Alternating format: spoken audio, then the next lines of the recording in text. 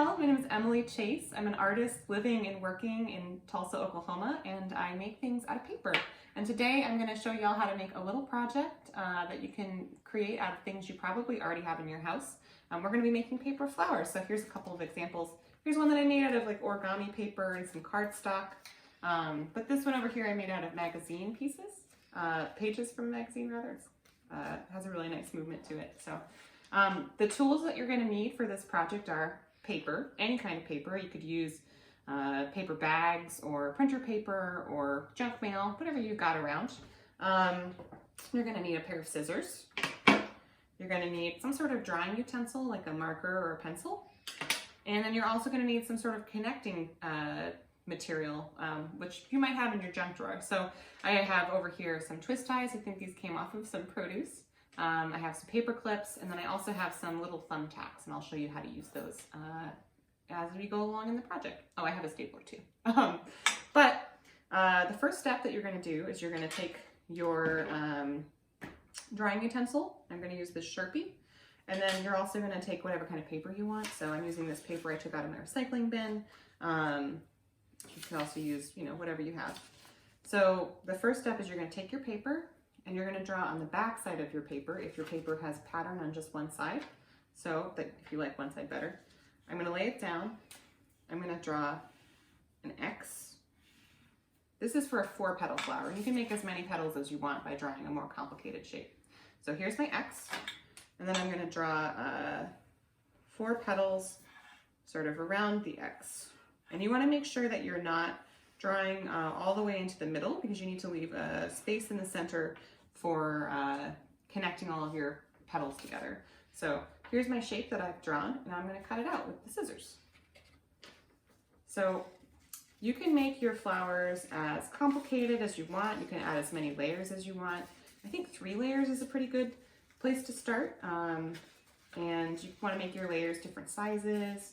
The more layers you add, the more complicated your flower will look. And you don't need to worry too much about it being perfect, because flowers in nature aren't perfect either. So, it's just going to look beautiful no matter how wobbly it is. This one is very wobbly. So once you have your flower shape cut out, you're going to fold it in half a little bit. You're going to take your scissors and you're going to clip very carefully in that center space that you left. And that way you're going to create a little hole in the middle to thread your layers together. So I made some layers earlier so that we could assemble the flower as the next step. So you're going to take your layers. I have 3 layers here that are made out of different kinds of paper. Each one of them has that little hole in the middle that I mentioned. And I'm going to make this first one with a twist tie. So take my twist tie. I'm going to run it through this little slit that I made in my paper flower petal. And then I'm going to take my next one, I'm going to use this blue one. And I'm going to run through that little hole again. Oops, I'm losing it.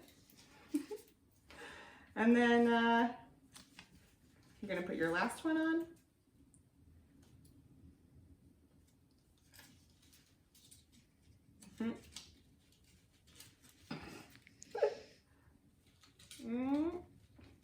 Sorry, I know you can't see what I'm doing with my hands, but there we go. So now I have my 3 flower petal layers threaded on my twist tie. I'm going to take my top part of my twist tie here, and I'm going to sort of roll it up or bend it over to make a little ball on the top. And then I'm going to do exactly the same thing on the back of the flower, and this will keep your flower petals from coming apart. And then you can sort of rearrange them. They should be able to spin around. I think sort of offsetting them like this looks particularly nice.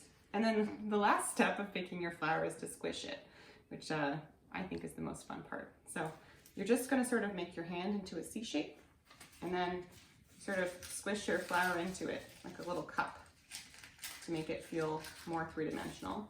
You can also bend up your flower petals individually by sort of folding them in half a little bit and then folding them up.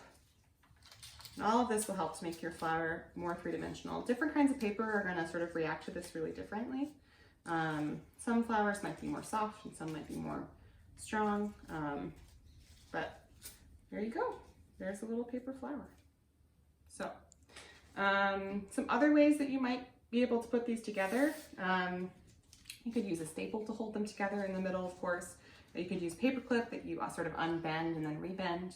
I also think it's a really cute idea that you could use it like a little push pin. If you have a tack or a push pin, you can take your flower layers like this, line them up. Here's a little quirk that I had.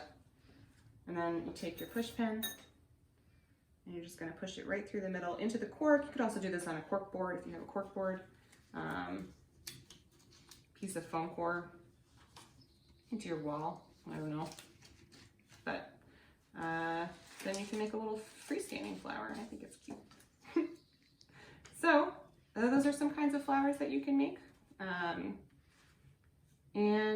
Thank you so much for joining me today. I know it's kind of a crazy time in the world, but hopefully we can all come together to make something in this time that we have. I'm sending you all hope, and I hope everybody is healthy and that you have what you need, and that you get to make some fun stuff with the stuff that you have. So take care of yourselves.